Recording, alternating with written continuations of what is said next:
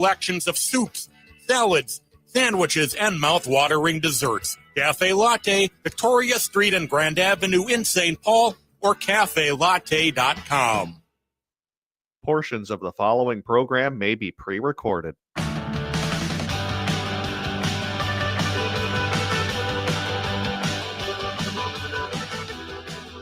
Broadcasting live from the studios of AM 950 KTNF, the progressive voice of Minnesota, and streaming live right now on our YouTube channel, youtube.com/@TheGailey Welcome to The Gailey Show. I am your host, John Parker.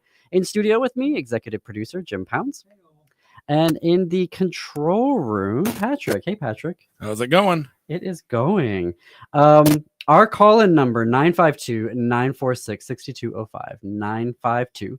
952-946-6205. What is on the show today? Well, Tammye Nash will be here. Tammye is the managing editor of the Dallas Voice. Texas is proposing a bill that would give felony charges for gender identity fraud. Also, their governor is telling pastors that Texas needs school vouchers because the furries are coming. Mm-hmm. But up first, kids.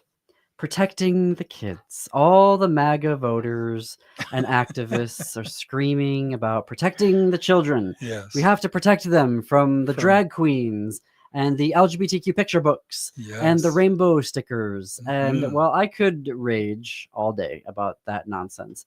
Here's the deal. Kids in America are actually dealing with some very real issues, and we don't spend enough time. I think we're always on the defense, letting them come at us about, the dangers of the drag queens and the LGBTQ picture books. But instead of always being on the defense of that, I'm going to spend some time today, and I'll be curious, Jim, to get your feedback and feedback from all of you listening right now. 952-946-6205. Can I, before we start, for those that are watching on camera, I'm not on camera because my computer is updating. Somebody was naughty and didn't get their computer updated. So you'll only hear my voice until it comes together. Most people are listening anyway. That's right. But I'm going to introduce here, and a lot of this, the title, but the sections in this I'm very serious about. So we're going to call this the Patriots for the Protection of Children Act, right? We're going to reclaim patriotism for the left, and we're going to redefine what that means, that it's not about MAGA. But here are there are 6 different sections in the, six different sections in the Patriots for the Protection of Children Act, which is what we're proposing here. The first one, section 1, prevention of brain trauma in high school football. So the newest study was published last year in the Journal of the American Medical Association. The Journal of the American Medical Association, JAMA, their network open publication. And the researchers recruited 275 athletes from 5 Midwestern schools. 200 were football players. 75 were doing non-contact sports, right? Your swimming, your cross country, and your tennis. Those are the primary ones. The athletes were all between 13 and 18 years old, and researchers took MRI scans of their brains between May of 21 and July of 22, so 2 complete sports seasons for these various sports. Disturbing results were found across multiple regions of the football players' brains. I'm sure. Okay, so there were damage to these regions, the area that governs decision-making, the area that controls volitional muscle movements, and the areas that are linked to personality, behavior, and language. The MRIs also found brain tissue atrophy. There was thinning of the football player's cerebral cortex, which is connected to learning, memory, intelligence, and emotion. Now, football is a big deal in this country. Friday night football. To some people. When the first station that I worked at, WPBN, WTOM, TV 7 and 4 News, what I did on Friday nights is I got in the station car with a camera, and I went out to 2-3 high schools, filmed high school football, and then came racing back to get the footage edited and in time for the 11 o'clock news. This is a big deal, football in this country, and we now know there is data, multiple reports, good research showing that this type of a sport is hurting football players' brains. I think there have been a group of parents, I don't know how many, a cadre of well-informed parents who have known that contact football is dangerous, probably at all levels, but certainly even into high school, where kids really probably, if we were responsible to young people or cared about young people, which people give lip service to, we would be very reluctant to have kids playing contact football until they were maybe 17 or something. We're all concerned about Drag Queen Story Hour, which harms nobody, but we have multiple real academic medical studies on the dangers of football to 13 to 18-year-olds. But the drag queens, we're not, we're all erring on the side of, oh, well, my God, it's football. We can't touch that. Let's just err on the side of caution. We're not going to go to flag football. We're not going to go to non-contact football. It's football. We have to. Okay, here is actually something that is a threat. We are hurting the brains of the players. Yep. What are we doing about it on a legislative basis to make sure that we are protecting their brains, right? This country is suddenly very concerned about picture books and what it's doing. Are we protecting the children? Where here is something where we could be protecting the children. Yep. And I mean that in all seriousness. Like, I know you do. I think some folks would be sitting, at home and going, oh, ha, ha, ha, ha. No. He's, making a good counterpoint, own the conservatives instead of owning the libs, right? No, I am serious about this. If we are doing something in our high schools that we know is something that is beloved, but is harming people, how do we keep it being beloved, but also where we're not, damaging the cerebral cortex, kind of an important part of the brain for our entertainment? Well, I would also say that ice hockey, not as dangerous as football, but ice hockey also has a lot of studies done with the damage done to brains of the professional players. Now, the one good thing about ice hockey, is that they're all the pads. They're discouraging of fighting. In the stupid professional game, it happens, and a lot of the worst injuries are because they just hit each other like morons, and we find that entertaining, which says something terrible about us. Well, I think. Now, for folks who may be sitting there at home and going, "Oh God, the gays! They don't watch sports or anything." Yeah. We literally enjoyed over the past weekend on Channel 45 was the high school basketball championships, and one of our partners, Gordy, was totally into watching that. And I was like, what are we doing here? And those were actually some really excellent. I mean, I had no idea. When I was in high school, so in the 90s, I don't remember the athletes nailing 3-point shots like every other, it was amazing, the athleticism. Like high school sports is very, I get it. It can be very infectious. It can be very fun. It's community building, et cetera, et cetera. Sure. But if we are having a sport that is literally damaging brains, then I would expect to see some legislative action. Mm-hmm.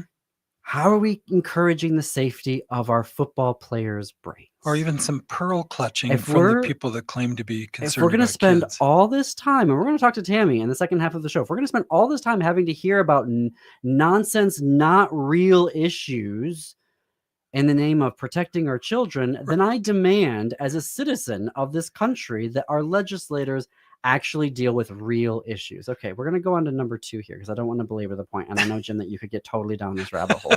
Section number 2.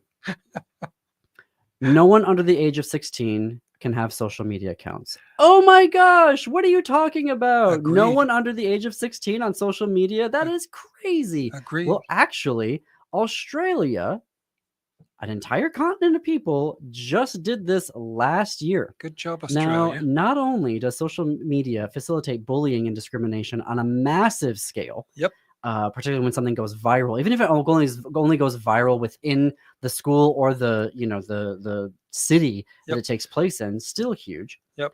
Last year, no, I'm sorry, in the spring of 2023, facts matter, the United States Surgeon General released an advisory called Social Media and Youth Mental Health.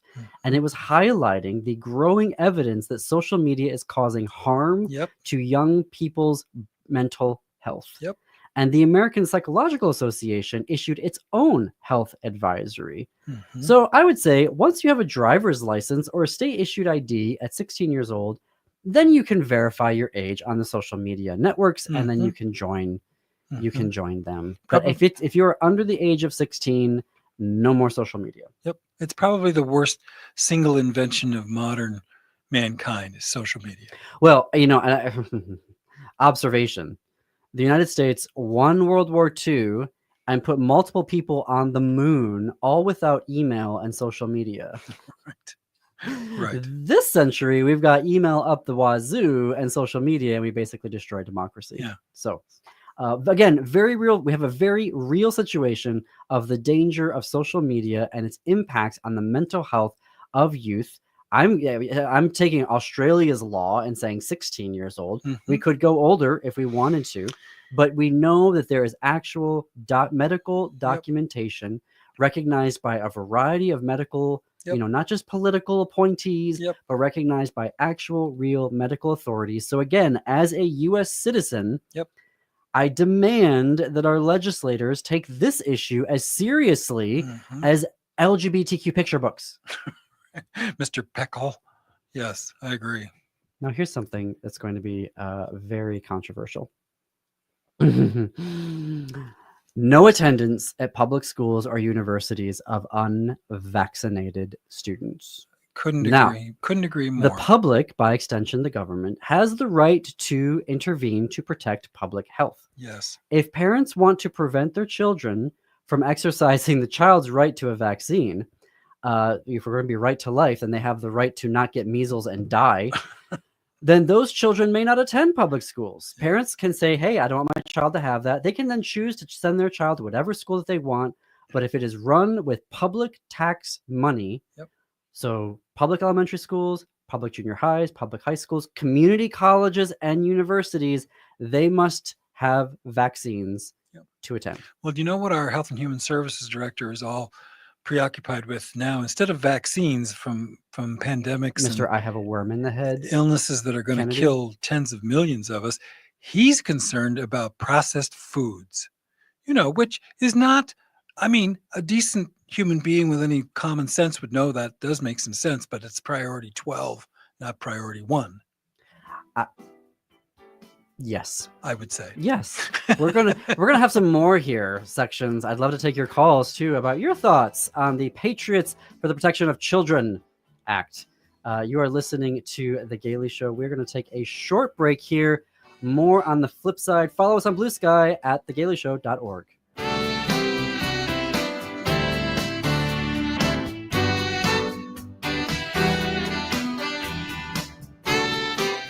Hi, this is Laura. Listen to Food Freedom Radio every Saturday at 8 a.m. or anytime via podcast. Our individual health is connected to the health of each other and connected to the health of the earth. We know the problems with the dominant food system: climate change, deadening soils, nitrates in the water, factory farming, injustice, concentration of wealth. How do we both as individuals and as a community step up and support a living food system which honors the earth? Tune to Food Freedom Radio every Saturday at 8 a.m. and remember to support your independent farmers. It's no secret that medical care costs are soaring, with nursing home and skilled nursing care costs being some of the highest. You don't have to deplete your savings in order to receive long-term care. At Schroman Law, we work with families to develop and implement strategic planning for medical assistance for long-term care, for assisted living, nursing home care, or home-based care. Contact us today to schedule a free consultation at schromanlaw.com. That's SCHROMEN law.com. Turn to Auto Technical with your vehicle donation. We have families waiting for a car. Over 85% of unemployed are successful in finding and keeping a job if they have dependable transportation. A car plus a job equals a life changed. 612-919-5526. We have families waiting for a car. 919-5526 or autotech.org. Hi, I'm Peter Solak. And I'm Adam Ostrowski. We are here at Woodland Stoves and Fireplaces to talk about the joy of live fire cooking. Cooking over a live fire is the oldest and most basic form of cooking. What's new is in the way fire is handled and its heat is managed. It's easier to experience and enjoy the smell and taste of food cooked over a live fire. Woodland Stoves and Fireplaces sells and installs live fire grills, fire pits, and ovens. Let us help you experience the smell, the taste, the fun of cooking with fire. Pizza was first made and is still best made in an open fire oven. The radiant and conductive heat of a live fire is unmatched for wood roasting and baking artisan breads too. Come see the many ways you can cook over a live fire. Woodland Stoves and Fireplaces has over 35 working wood and gas units on display at the corner of East Franklin and Riverside Avenue in Minneapolis. More information at woodlandstoves.com. Find the fire that works for you. Woodland Stoves and Fireplaces, out of the ordinary products and services since 1977.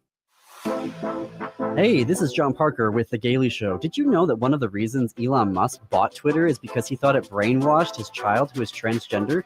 And Facebook, Instagram, and Threads have explicitly written in their user policies that their users can now call LGBTQ people mentally ill and that women are the property of men. So we've headed to Blue Sky. We're at thegailyshow.org. It's the platform that wants social media to be social, not fascist. Follow us for ticket giveaways and lots of progressive news. We're at thegailyshow.org on Blue Sky.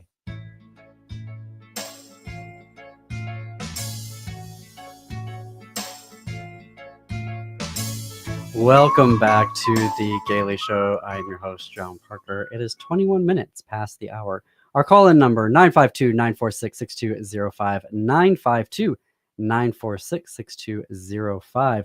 We are talking about the Patriots for the Protection of Children Act, which is not MAGA legislation. It is progressive legislation that demands that if we are so interested in protecting children from picture books and drag queen story hours, that we actually focus on things that are, harming our kids and putting our kids at risk.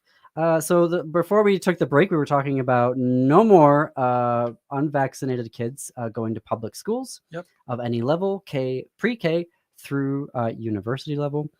Following on that is going to be Section 4. This is, folks are wondering, where is this actual legislation? No, this is what I am proposing here. This is what I have written up. This is my proposal. If any legislator wants to talk more about it, I will gladly sit down and talk with them about that. This is from John's Gray Matter. Section number 4, end religious exemptions. So the United States is founded upon the rule of law and the separation of church and state. Absolutely. When the government establishes a law, but then gives religious exemptions to organizations and individuals, we are no longer ruled by law because the law only applies to some and not all. Further, by doing that, it places religious texts above the law, essentially making any religion superior to the government. Right. You could say it's against my religion to pay taxes. It's against my religion to go by the 13th and 14th Amendments. I should still, be able to enslave people because my religion tells me to do that. Right. So when parents are sending their kids to a school, this is where we see religious exemptions really show up here. In exempting, we have to change that legal theory. So I think putting jurists on the courts, reforming the Supreme Court, big one. But what I mean by that is stack the court, add 3 more justices. But when parents send their child to a school, this would also mean that you accept all of the curriculum and resources the school offers. And all of it will be available to their child. No more trying to come in and ban a book. No more taking kids out of sex ed. If a fetus has a right to life, then everyone under 18 has all rights as well of American citizens. No more denying LGBTQ students their rights and freedoms based on religious exemptions. One religious parent can't end everything for all students by getting a book banned or ending curriculum that is meant for the health and safety of all students, including LGBTQ students. So the choice for parents, where you're going to send your child. You don't get to pick and choose a curriculum. It's all or nothing. That is the choice that you have from now on. By the way, if you're going to come and try and end the separation of church and state, then we're coming for your church. We are not going to live by the edicts of the Catholic Church or the Lutheran Church or Islam or Judaism or Buddhism. You have the right to practice whatever religion you want, but we're not going to have a special set of laws for you. And if you're going to try to break down the religion, the separation of church and state, try me. Try me on that one. F around and find out on that one. Here's another one. That last one was a really big section. This one, a little bit more tight. That This one was a really big section? This one's a little bit more tight, a little bit more Okay. focused. All right. Section 5, ending clergy sexual abuse. So according to one study by Consumer Safety, they found 5,300 priests and other clergy have been accused of sexually abusing children in the United States. ProPublica's research found 6,700 credibly accused Catholic clergy alone. According to the Associated Press, 3 of the largest faith-based insurance companies reported almost 7,100 insurance claims of sexual abuse by clerical members, church employees, congregation members, or others between 1987 and 2007. It isn't drag queens, okay? It isn't furries. No. You know who's more likely to sexually assault a child? A priest, a pastor. Yep. I can feel my skin crawling just saying that because I can hear all the people screaming right now. Right. But the likelihood, you could go to Sunday, a child has more likely of being sexually abused at a Sunday school than they do at a drag queen story hour. Well, what about litter boxes, John? Oh, we're going to talk about that in the second Okay. half with Tammye. Yeah. And then section number 6. For section number 5, here's one proposal that you could do. Annual random audits of religious institutions, which would include interviews with the children attending that church and the opportunities to report any abuse that they may be experiencing. And also all schools, private and public, providing age-appropriate education to help kids report sexual and physical abuse by any adult in their life. Because apparently in the United States, that is something that we need to do. Finally, section number 6, ending gun violence. Guns are the leading cause of death for children and teens in the United States. We are the only developed, quote unquote, country in the world where that is the case. MAGA and Trump have created a constitutional crisis, you say, on multiple levels. Then our political project is the amendment of the Constitution. If we're going to be serious about the health and safety of our kids, we are amending the Constitution to get rid of the Second Amendment. And I don't want to hear anymore about how hard it is or how impossible it is. Here's one pathway. Use federal voting rights legislation to remove the gerrymanders in these southern states and unoccupy them. Once that is done, we will see legislators swing back to the center and possibly even flip to the left, as we saw in Wisconsin, as we saw for sure in Michigan, once we got those gerrymanders out of there. Then we send the amendment passed by Congress to all of the states to get the Second Amendment abolished once and for all. No more weapons of war in our houses. Congress can regulate the use of shotguns and rifles for hunting, but nobody has the right to a gun anymore. Well, I think, and you and I have talked about this. I own a shotgun. I believe that having a weapon for whatever reason that is, sport or defense or whatever, that's fine. I've always objected, and you just said it. There is no reason, regardless of what any law says, for an average citizen to have a weapon of war in their home. If you can't figure that out, I don't care who you are or what your education background is, you've got to screw loose, because there's no reason to have war materials in every pot, and nobody can make that argument except that somehow they think they're entitled to it from the past. But this is 2025. So I agree with you now. I've kind of come to your place. I'm willing to pursue that because I think it's been perverted by commerce and perverted by ignorance into something that it was never intended to be. It was intended to be a way for the U.S. to come up with an army quickly in case we were attacked. That's the only reason the amendment exists. It wasn't for all these other, all this fallacy. Going into schools and shooting people and then be calling a lone wolf and say that there's not a problem here in the United States. Even the idea that you need a machine gun to protect your house is asinine. I don't think there's any question about that. I don't know if that just... But that's an absurd thing to think. Do you know what I mean? You don't need that. You can do it in some other way, can't you? Well, there it is. I'm surprised we didn't get any callers about that. We are going to fit in a break here Tammye Nash, managing editor from the Dallas Voice, is going to join us after this break. Be sure to support our sponsors and advertisers. They keep progressive radio on the air. Tell them you heard about them on The Gailey Show.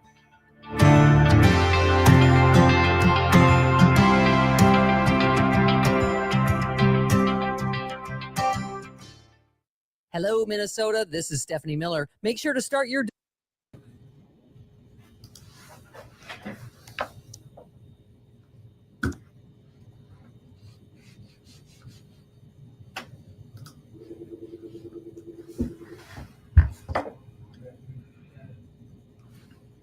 Hey, Patrick, can we do a mic test with Tammye? I can hear y'all now. Tammye, you can hear us? I can hear you, yes. Can you hear me? Yes. Hi, Tammye. Hi, there we go. So it's working. So we're going to talk about furries today, is that right? Or just anything in general? Well, I think we'd start with the bill about the gender identity fraud. Can we start there? Sure, that sounds good with me. Okay. I know more about that than furries. Okay. Don't we all? Yeah. Okay. Well, we're going to switch back over to the feed, what's happening live on the radio right now, and then we will start the show. If you look in the private chat area, I'll put in time cues of like we're a minute out, we're 30 seconds out, so you know how close that we are to the actual segment. Okay. Great. Sounds good. Mondays mean half-price wine bottles. Open daily 5 p.m. to 1 a.m. with the full menu until midnight. Join us at Nightingale where good times and great flavors come together. Hey friends, it's Nancy Nelson. I have a special invitation for you. Do you know that Matt McNeil has been on the air here at AM 950 for 15 years? That is cause for celebration, and it's exactly what we're doing, and you're invited. It's all going to happen on Sunday, March 30th from 2 to 5 p.m. at Crooner's Supper Club. We'll have dinner, and you can choose beef, fish, vegan options. Lots of conversation with Matt. I'm actually going to be interviewing him about his life and his work here at AM 950. Lots of folks have created video messages congratulating him, and you need to be there. Now, the tickets are $75 a person. That includes this marvelous gourmet meal as well as the program. All you have to do is go to am950radio.com. That's where you order your tickets. It's Sunday, March 30th, 2 to 5 p.m. We are celebrating Maddie McNeil and 15 years. Oh, please come and join us. You don't want to miss it. With a look at your AM 950 weather, I'm Patrick Lilia. Sunshine today with a high of 48, then tonight partly cloudy with a low of 31. AM 950 is celebrating 15 years of Matt McNeil on March 30th, and you're invited. Join us at Crooner Supper Club in Fridley from 2 to 5 for an unforgettable celebration. Head over to am950radio.com right now to get your tickets. Only limited tickets still available. Get yours now. This is AM 950, the progressive voice of Minnesota.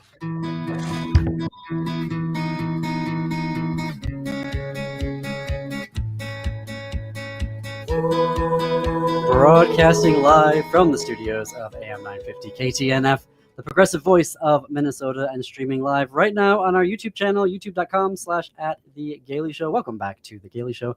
It is 33 minutes past the hour. I am your host, John Parker. Jim Pounds, executive producer, in studio with me. The Dallas Voice is the premier media source for LGBTQ Texas. Founded in 1984, they have given Texas 41 years of uncompromising, award-winning journalism with unparalleled local LGBTQ news and lifestyle information. Managing editor of The Voice, Tammye Nash, joins us now. Hello, Tammye. Welcome to The Gailey Show. Hi, thank you. Glad to be here. Absolutely. Looks like we've got a little bit of a delay there, but why don't we start with a new bill that was introduced in the Texas legislature, which wants to charge transgender Texans with a felony if they are found guilty of what the bill describes as gender identity fraud. So I guess let's start with, what is gender identity fraud? Fraud, yeah.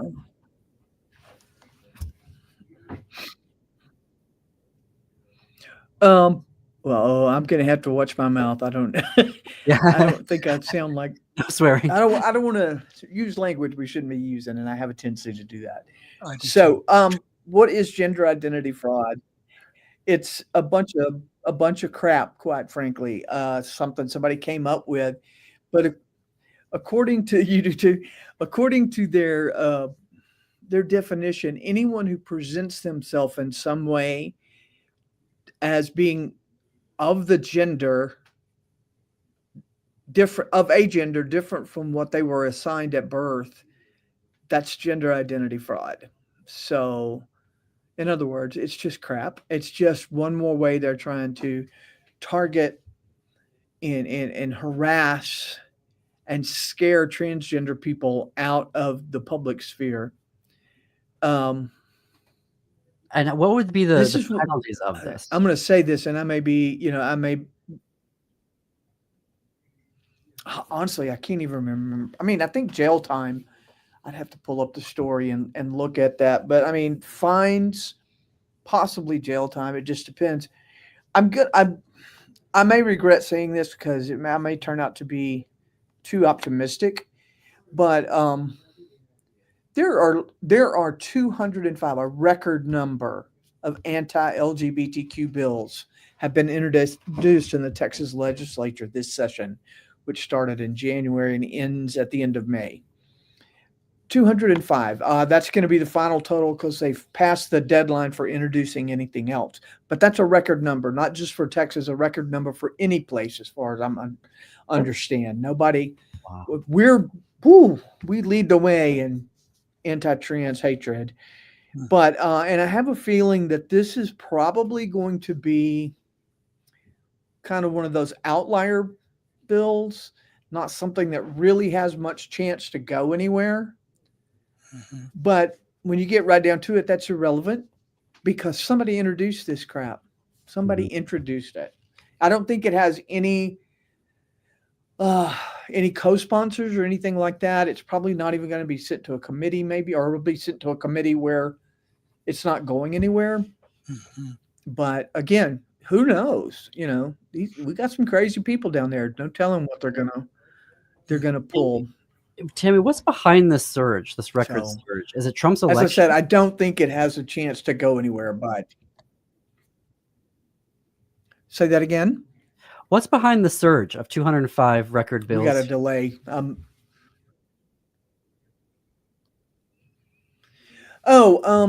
think that the Texas legislators have always come after the LGBTQ community. We're always a favorite target. But yeah, 2 years ago in 2023, they tried to impeach Ken Paxton, who is like one of the chief homophobes and transphobes in state government. He's our attorney general.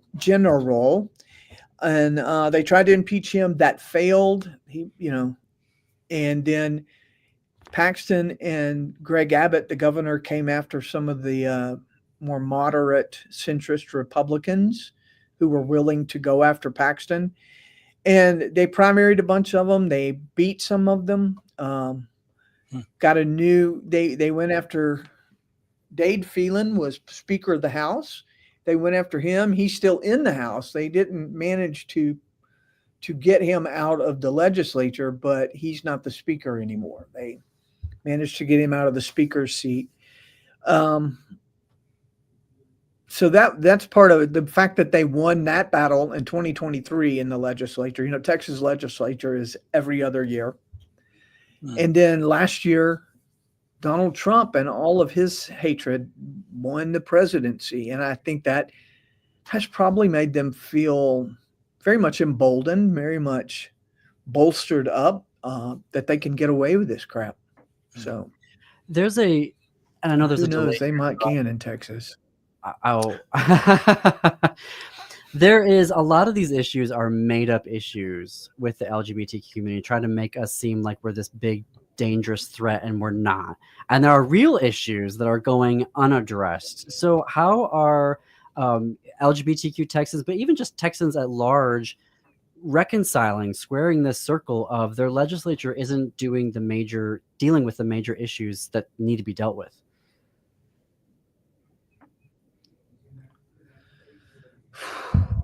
Quite frankly, I think in terms of the LGBTQ community, the community's turning out. We had a march here in Dallas yesterday. It was called the Queer and Trans Liberation March. I would say there were close to 900, maybe 1,000 folks who turned out from that. And then, they met at the church. They marched down Cedar Springs to the crossroads. That's the main artery there, the main thoroughfare in our neighborhood area. And it was a huge crowd, and they marched. People turned out. There's right now today, I didn't double check my times and days, but this week we have advocacy days happening in Austin. There's three or four LGBTQ chambers of commerce here in different cities in Texas. Dallas, Houston, I think Austin, and San Antonio are the four. They're sponsoring. They come together to sponsor a chamber advocacy day. They're down there today and tomorrow. There's a march on the Capitol. We have several organizations that are more statewide. Equality Texas, the Texas Freedom Network, and I believe ACLU isn't on this one, and maybe a couple of others have come together. They're sponsoring a march up Congress to the steps of the Capitol, which is like the traditional march route for Texas. And there'll be a rally there on the south steps of the Capitol. I mean, that's all happening right now this week. That's how our community is responding. But I don't know that Texans in general are actually paying attention to what's going on. I think, but you look at it all over, and I think that's the case across the country. Until it affects them, they don't give a rat's ass. I mean, they just don't care. They, it's like Social Security.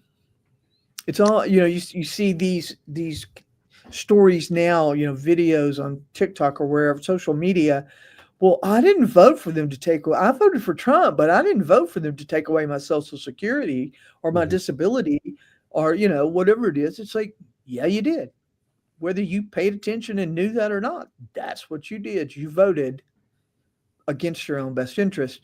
And I think that Texans are a microcosm of that. They don't realize right now the teachers are in an uproar over the whole vouchers thing. Mm-hmm. But I'm sorry, teachers, if you voted for a Republican, either for the state house or for governor or for attorney general, then you voted for vouchers. And yeah, it's going to screw our public schools. Can I ask? It's going to it can ruin public schools. Say again. Can I ask you about the vouchers? Because as I was looking at it, as I was looking at your reporting actually, and the Dallas Voice, Texans historically don't like school vouchers, and a number of Republican legislators were voting against it. And Abbott, like you were saying earlier, went after these moderate Republicans and, primaried them, got rid of them. Mm-hmm. And now he's telling pastors that they need school vouchers because there's an invasion of furries into the schools. And I guess I'm curious about how are Texas educators who know that there is not a furry invasion. And for folks who don't know, furries are people who are interested in anthropomorphic animals. So they have fursonas and they wear fursuits, and a lot of them you just see them like wearing, big furry like heads of like foxes or whatever. And they have conventions and whatnot. And there's some of the most delightful, fun people in the world, but who cares if they're fun? That's their constitutional right. But we all know, including Texas educators, that there's not an invasion of furries into these schools. So how are they responding to this right now about, using this attack on the community? The whole furries thing, that's kind of, again, an outlier issue. That's not an argument that Greg Abbott is making to people in general. That's an argument. He went to this particular group, these pastors, and I don't know which pastors they were, and y'all watch out for lightning strikes, who don't know any better, and told them, they're these furries, and like you said, the litter boxes in the classroom, and they're gonna make your kids, it's just like Trump telling people that your kid's going to go to school as a little boy and then she's going to come home as a girl because they're transitioning kids against their will. And people buy that. People buy into that. That's right. It's like, y'all know better. You know better. You got a brain. You've got a brain. Use your brain. And if you don't have a brain, get out of the way. I mean, quit hampering those who do. But people don't pay attention. And like I said, the teachers in general know what a bad idea vouchers are. I don't, but again, until it affects them directly, people are not paying attention. Mm-hmm. Our community pays attention in general because so much of this affects us. We're the boogeyman that they, we're the Rougarou in the woods going to come in and make you all werewolves, and or whatever it is that they, but that's what they use us for. We're, right. La Llorona is going to come steal your children out of the bed. Right. And people in general just get that, gay people are bad without paying attention. Even people who know better, like, people who are our families and who love us and protect us and care about us. But that's us. That's not all those other weird gay people out there who probably are doing these horrible things, So, well, there was just reporting today of in Texas where a family member shot at a family member who came out as gay to them. And it's like, and I know that was unique to Texas. I mean, this is something that, is still happening where you come out to a family member and they grab a gun and they shoot at you. Yeah, that was in Waco. I think it was, I had a blog on it. I don't remember where I saw it, but yeah, Waco. But yeah, it kept saying a family member. It didn't say, who this family member was in relation to the gunman. Right. But,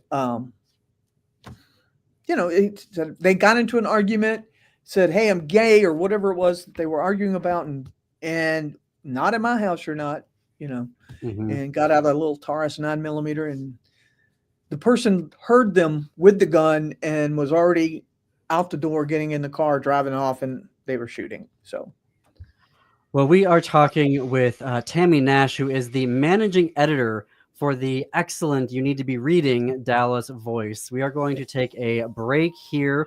You can go to dallasvoice.com to read all of their local reporting and national reporting as well as if you are going to Texas and you want to know where can I go as a queer person, they have some amazing recommendations for you to do that. More with Tammye on The Gailey Show after this break.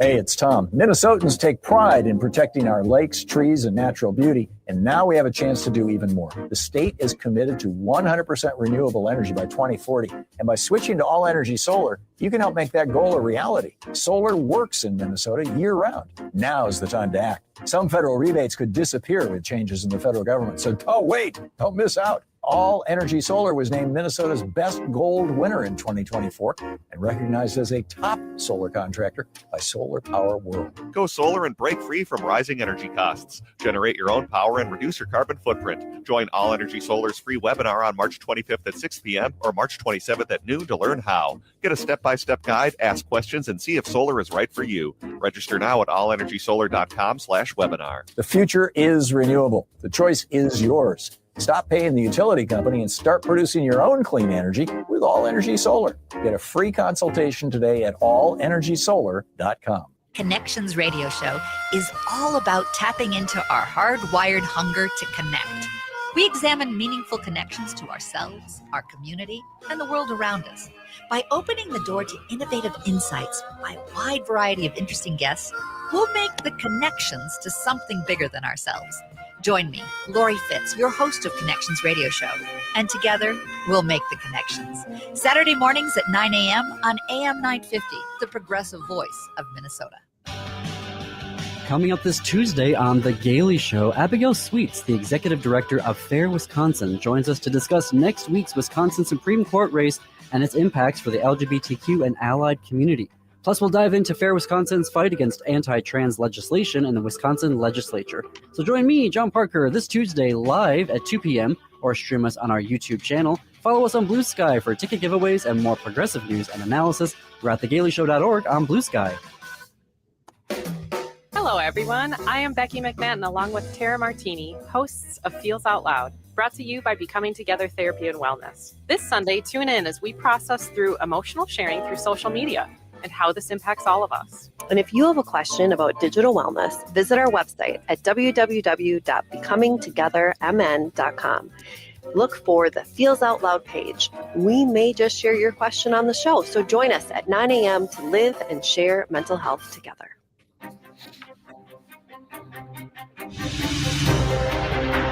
Did you know Ghostbox Radio with Greg Bakken airs 5 nights a week at 10 p.m.? That's 5 nights of talking about ghosts, ufology, Bigfoot, and so much more. We're talking about the paranormal every Monday through Friday with some of the most trusted names in the field. Join us and step into the unknown with Ghostbox Radio with Greg Bakken, Monday through Friday at 10 p.m. Only if you dare.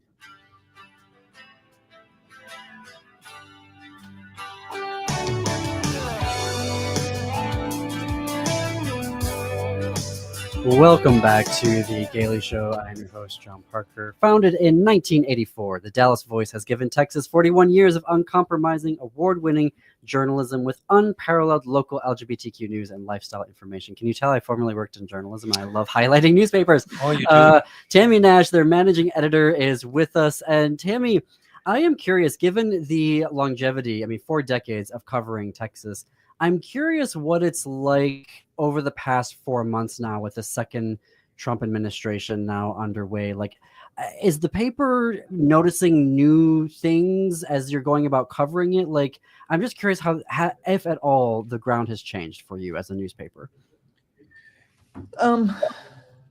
Yesterday, when I was over there taking photos of the march, we had, the Queer and Trans Liberation March. As I'm standing there taking photos, I noticed that there's a person waving at me that I'm like, oh, hey, to someone who's been around a while, who is her name's Karen McCrocklin. She's, very active and has been for a long time. So I'm like, hey, what are you doing? Just like old times out here. And she said, why are we still doing this? I said, we're still doing it because we have to do it. We shouldn't have to, but we have to keep doing it. And I kind of have noticed over the course of the 40, you have pointed out, Dallas Voice began in 1984, May of 1984. I joined Dallas Voice staff in June of 1988. And other than a couple of little times there, I went and did something else and came back. I've been here with the Voice. And what I've noticed over the course of those years is that when things are going good, when we're getting, the sodomy law, Supreme Court's knocking down the sodomy law and instituting marriage and all these things, everybody gets complacent. And it's not until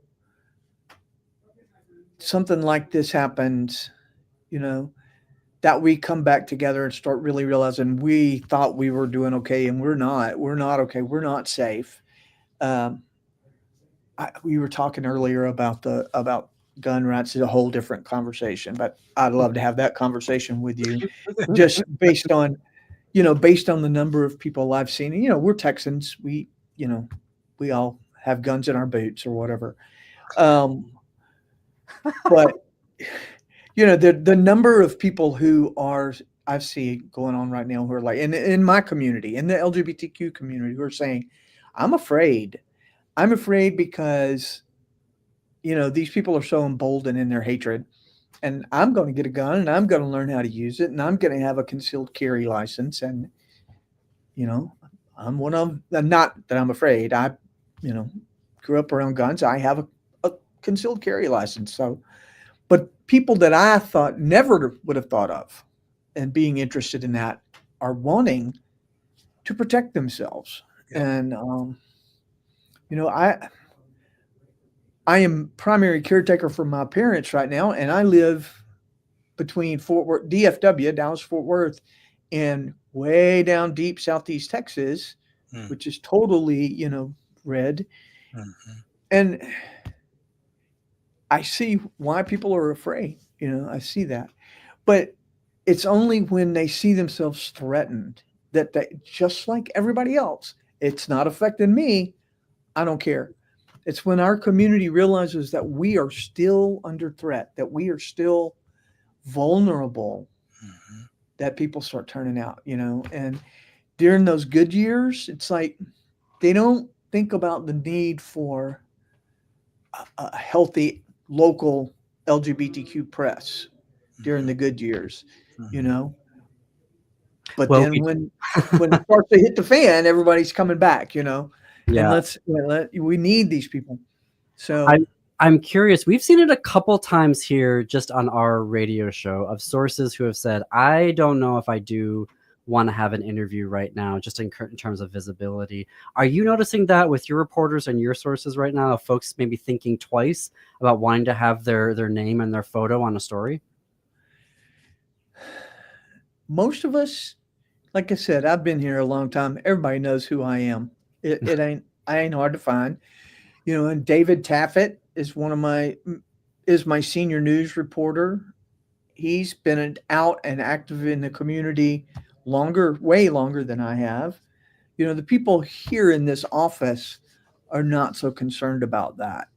But I had a freelancer ask me, a guy who's been writing a column for us, just kind of a cheeky.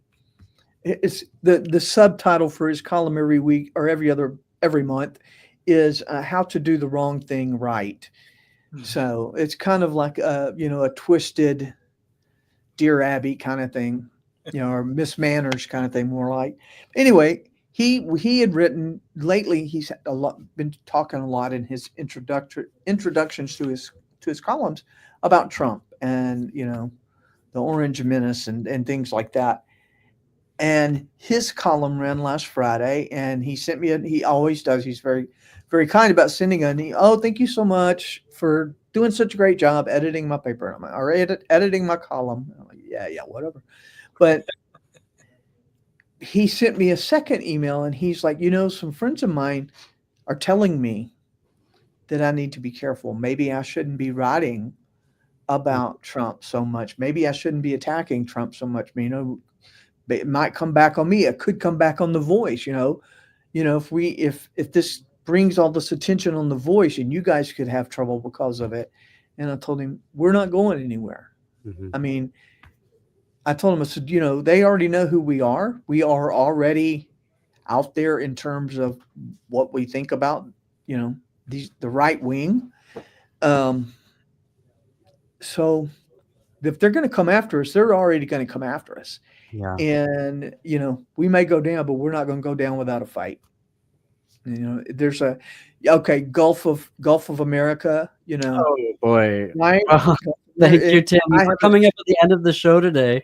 Thank you for joining us today. Visit thedallasvoice.com to read more of Tammye and the Dallas Voice excellent journalism. While you're there, join more than 20,000 subscribers to their weekly e-blast. The Matt McNeil Show is coming up next. Stay tuned after that for Native Roots Radio. And until tomorrow, 2 p.m., keep it queer, America. Keep it queer.